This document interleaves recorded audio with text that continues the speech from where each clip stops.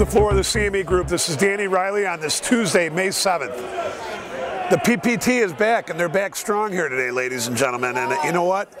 After all the big movements up and down that we've seen, and then the big up move we had yesterday, you would think that we would get some type of retracement to the downside. Well, we did.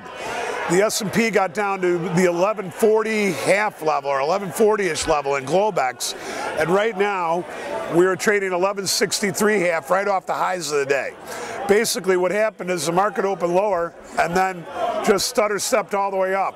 Along the way there have been a couple of areas of resistance, but the market just chopped right through it. You know, and for us it tells us that there's money flowing into the markets again, and even despite this big kind of shakeout that they had, people are still buying stock into the decline/rally here.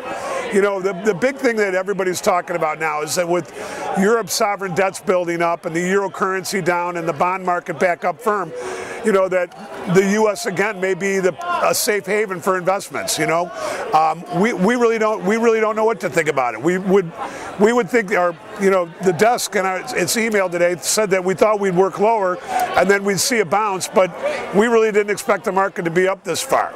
As far as the rest, you know, as far as volumes are concerned, excuse me, we had about 370,000 minis trade before the open. We've got about 1.3 million minis traded right now. So on the day, we've got about a million minis traded. And for about 11:20 our time, that's not bad as far as the volumes are concerned. Obviously, they're not as big as what they were last week when they were pumping 3, 4, 5, 6 million a day.